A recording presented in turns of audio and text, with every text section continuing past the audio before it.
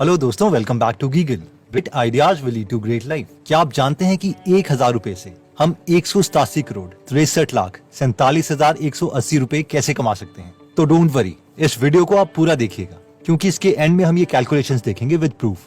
Anyways, क्या आपको पता है कि जिम साइमंस ने वॉरेन बफेट से 3 गुना ज्यादा रिटर्न लिया और वो भी 30 सालों तक, लेकिन फिर भी उनकी वेल्थ वॉरेन बफेट से कम है। पीटर थियल ने वॉरेन बफेट से ऑलमोस्ट ऑन एन एवरेज 5 गुना का रिटर्न लिया और वो भी 22 सालों तक, फिर भी उनकी वेल्थ वॉरेन बफेट से कम है। क्या आपको पता है कि ऐसा क्यों हुआ? क्योंकि वॉरेन बफेट बचपन में ही इस कंपाउंड इक्वेशन को समझ गए थे। क्योंकि उन्हें पता था कि वो कितने पैसे कमाएंगे वो 3 चीजों पर डिपेंड करता है। प्रिंसिपल यानी आपके पास कितने पैसे हैं इन्वेस्ट करने के लिए, आर यानी कितना रेट ऑफ इंटरेस्ट हम ले सकते हैं, और टी यानी टाइम। और क्योंकि कम एज में उनके पास पैसे तो थे नहीं, लेकिन उन्होंने ये नहीं बोला कि मैं तो छोटा हूँ, मेरे पास पैसे नहीं है और अभी मैं क्या कर सकता हूँ, बल्कि उन्होंने ये सोचा कि बेशक पैसे ना हो लेकिन टाइम तो बहुत है और रेट ऑफ इंटरेस्ट को मैं अपनी स्किल से बढ़ा सकता हूँ, इसलिए कंपाउंडिंग मेरे लिए काम कर सकती है। वैसे ही हमें भी सोचना चाहिए कि बेशक हमारे पास अभी कम पैसे हैं, लेकिन हमारे पास अभी टाइम है जो इस इक्वेशन में अवेलेबल है, और उतना टाइम किसी 40 साल के इंसान के पास नहीं होगा, बेशक वो साल के 1 करोड़ पे ही क्यों ना कमा रहा हो। तो इस वीडियो में हम डिटेल में ये देखेंगे कि हम किस में और कैसे इन्वेस्ट कर सकते हैं अपने पहले 1000 रुपए को। So let's start my dear brothers and sisters. Okay, तो अब हम इमेजिन करते हैं कि आपके और आपके बेस्ट फ्रेंड के पास 1000 रुपए हैं। आपका बेस्ट फ्रेंड उसे किसी एंजॉयमेंट के लिए खर्च करना चाहता है, नेटफ्लिक्स की सब्सक्रिप्शन, मूवीज एक्सेट्रा, क्योंकि वो बिलीव करता है यार प्रेजेंट में जियो। 1000 रुपए से कौन सी किसी की लाइफ चेंज होने वाली है, फ्यूचर में मेरी अच्छी जॉब लगेगी और उसे पता नहीं कितने हजार रुपए कमा लूंगा। लेकिन आप थोड़े इंटेलिजेंट हैं, लॉन्ग विजनिस्ट हैं, आपको पता है कि कंपाउंडिंग क्या है। जब इंटरेस्ट के ऊपर इंटरेस्ट मिलता है तो छोटा अमाउंट भी बड़ा हो जाता है। लेकिन इन्वेस्ट कहाँ किया जाए, सवाल तो ये है। लेट्स से आप निफ्टी 50 में 20 साल से 50 साल तक पैसे इन्वेस्ट करने लग जाते हैं, तो 30 साल बाद यानी 50 की उम्र में आपके पास 60 लाख के करीब एक्स्ट्रा कैश होगा, जबकि आपने इन 30 सालों में टोटल अमाउंट सिर्फ 3,60,000 रुपए ही इन्वेस्ट किया है, और वो भी किश्तों में। इसकी कैलकुलेशन ये रही। अगर आप इसमें इंटरेस्टेड हैं तो इसके स्क्रीनशॉट ले सकते हैं या स्लो मोशन में देख सकते हैं। इसमें हमने रेट ऑफ इंटरेस्ट 15% लिया है। 15% का real example with real data हम आगे देखेंगे। एनीवेज, ये 60 लाख रुपए जो आपको मिलेंगे ये एक एक्स्ट्रा अमाउंट है। इसके अलावा अगर हमने और पैसे इन्वेस्ट करे होंगे तो ये अमाउंट बहुत बड़ा होगा। अब जरा देखते हैं कि आपके बेस्ट फ्रेंड के साथ क्या हुआ होगा। उसे होश आता है 30 साल की उम्र में और वो आपसे 3 गुना ज्यादा 3000 रुपए हर महीने इन्वेस्ट करने लग जाता है। इसके बावजूद उसके पास 50 की एज में 17 लाख रुपए आपसे कम होंगे, यानी सिर्फ 43 लाख रुपीस होंगे। ये रही आपके फ्रेंड की इन्वेस्टमेंट कैलकुलेशन। इसे भी आप एक बार देख सकते हैं। अब आप में से जो लोग इम्प्रेस हो गए हैं वो सोच रहे होंगे कि वाओ, ये तो बहुत अच्छे रिटर्न है, लेकिन ये रिटर्न मिलेंगे कहाँ से? तो मैक्सिमम लोगों को पता है कि ये निफ्टी 50 नाम का इंडेक्स फंड है जो हमें ऑन एन एवरेज 15% का रिटर्न दे सकता है। इसके बारे में अगर आपको और जानना है तो इसके ऊपर हमने डिटेल में एक कोर्स बनाया है जिसका लिंक मैं डिस्क्रिप्शन में दे दूंगा। अब हमें से मैक्सिमम लोगों के मन में ये सवाल आ रहा होगा कि यार अगर हम इतने पैसे कमा सकते हैं तो मैक्सिमम लोग सिप को कंटिन्यू रख क्यों नहीं पाते? रीजन 1, ज्यादातर लोग ये सोचते हैं कि अगर मैं हर महीने पैसे डिपॉजिट नहीं कर पाया तो क्या होगा। अब सिप का मतलब है सिस्टमैटिक इन्वेस्टमेंट प्लान, और इसमें हम पैसे डिपॉजिट कर रहे हैं। ये कोई लोन की EMI नहीं है कि अगर हमने नहीं भरी तो बैंक वाले हम पर कोर्ट केस कर देंगे। इसलिए सिप से डरने की जरूरत नहीं है।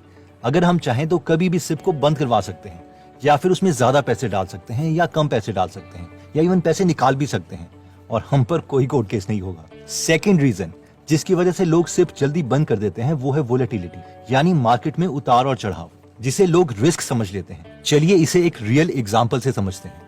ये निफ्टी 50 का एक्चुअल डेटा है। इसमें सबसे पहला कॉलम इन्वेस्टमेंट डेट है, यानी जिस दिन हम निफ्टी 50 में पैसे इन्वेस्ट करेंगे। Second column cumulative invested amount है, यानी अभी तक हमने कितने पैसे इन टोटल इन्वेस्ट कर चुके हैं। और थर्ड कॉलम है मार्केट वैल्यू, यानी हमारा इन्वेस्टेड पैसा अब कितना हो चुका है। तो पहली रो में हम 30 जून 1999 को 1000 पे इन्वेस्ट करते हैं, तो वो 1000 पे ही रहेंगे। एक महीने के बाद यानी 30 जुलाई 1999 को दोबारा से 1000 पे इन्वेस्ट किए, तो टोटल पैसे जो अभी तक हमने इन्वेस्ट किए हैं वो है 2000, क्योंकि 1000 पिछले महीने किए थे और 1000 इस महीने, और इसकी मार्केट वैल्यू होगी है 2104 रुपए।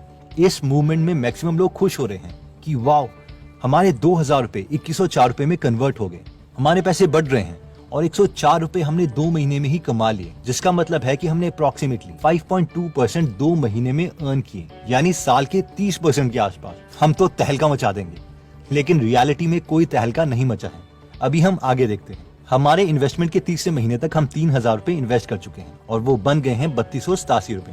चौथे महीने 4,000 रुपए बन गए हैं 4266 रुपए। यहाँ तक सब ठीक था, लेकिन फिफ्थ महीने अभी तक टोटल इन्वेस्टमेंट हमने की है 5,000 रुपए की, जो बन चुके हैं 4834 रुपए। अब आप बोलेंगे यार ये क्या, मैं तो लॉस में चला गया। अब आपको इस थियरी पर डाउट होने लगेगा। अगले कुछ महीने फिर सिचुएशन ठीक होगी, लेकिन फिर दोबारा से 14th, 15th, 16th मंथ में आपके NAV की मार्केट वैल्यू आपकी इन्वेस्टमेंट से भी कम है। आप सोचेंगे यार साल हो गया है, 14 मंथ चल रहा है, इससे अच्छा तो मैं किसी बैंक की FD में जमा करवा देता। और ये चीज चलती रहेगी, इसे ही वोलेटिलिटी कहते हैं। आप 28th मंथ में देखो, आपको 2 साल से ज्यादा समय हो चुका है इन्वेस्ट करते हुए, हर महीने 1,000 रुपए, लेकिन इन 28,000 रुपीज की वैल्यू 20,267 रुपीज है। पूरे 4 साल के बाद 48,000 रुपए की वैल्यू 42,838 है। इस वक्त मैक्सिमम लोग बोलेंगे क्या बेकार चीज है यार, पैसे बाहर निकालो, बेकार की वीडियो देखी थी। या जॉन बॉगल जिन्होंने ये थ्योरी दी है ये भी इडियट है। और जैसे ही आपने पैसे निकाले आपको लॉस हो गया, क्योंकि स्टॉक मार्केट में एक्चुअल लॉस या प्रॉफिट तो पैसे निकालने में होता है, वरना ये तो पेपर लॉस ही था। लेकिन जो सिप को एक्चुअल में कंटिन्यू रखेंगे और आगे बढ़ते रहेंगे वो ही रिटर्न पा पाएंगे। तो 30/10/2007 में जो लोग अभी तक टोटल 1,01,000 रुपए इन्वेस्ट कर चुके हैं, उनके पैसे हो गए हैं 4,12,916 रुपए, जो दोबारा से अब कम या ज्यादा होते रहेंगे।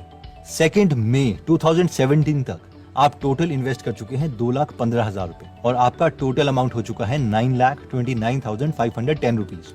और फाइनली अगर हम आज तक की बात करें, यानी 30 अगस्त 2021 तक, तो अभी तक हम इन्वेस्ट कर चुके हैं 2,67,000 रुपए और आपके NAV की टोटल मार्केट वैल्यू है 18,68,206 रुपए, यानी 18 लाख रुपए।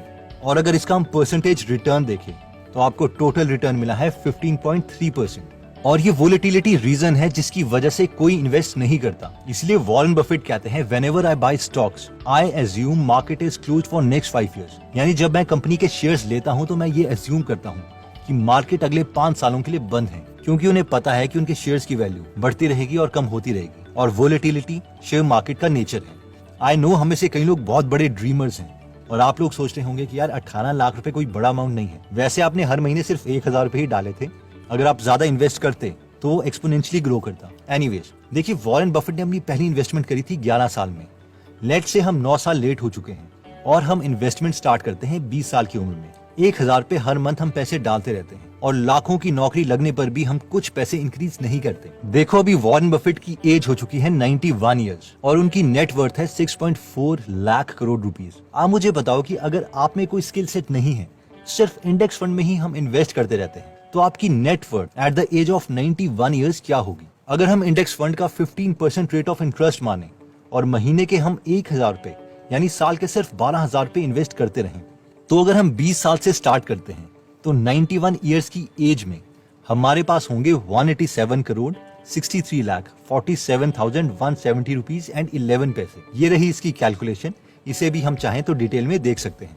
I mean not bad. हमें तो वॉरेन बफेट की तरह किसी भी कंपनी की एनुअल रिपोर्ट पढ़नी ही नहीं थी। सिर्फ 1,000 रुपए हर महीने खुद ब खुद ऑटोमेटिकली इंडेक्स फंड में जाते रहते।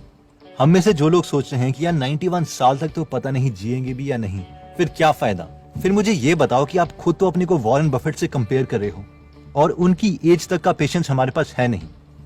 एनीवेज, जो लोग स्मार्ट हैं वो इस वीडियो का मैसेज समझ गए होंगे और अपनी इंटेलिजेंस को यूज करके कुछ ना कुछ एक्शन लेंगे। तो दोस्तों बेसिकली इसमें हमने देखा कि अगर हमारे पास शुरू में ज्यादा पैसे नहीं है, तब भी हमारे पास कंपाउंडिंग के मैजिक के लिए टाइम और इंटरेस्ट रेट है। फिर हमने देखा कि इंडेक्स फंड में जनरली लोग इसलिए कंटिन्यू नहीं कर पाते क्योंकि उसकी वोलेटिलिटी यानी उतार चढ़ाव है। इसके अलावा हमने देखा कि सिर्फ कोई बैंक की EMI लोन की तरह नहीं है कि अगर हम इन्वेस्ट नहीं करेंगे तो हमारे ऊपर कोर्ट केस हो जाएगा।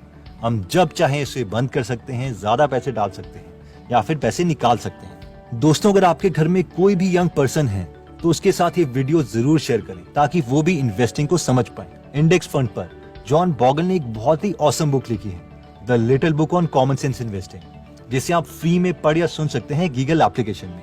गीगल एप्लीकेशन में 150 से ज्यादा नॉलेजेबल बुक समरीज अवेलेबल है।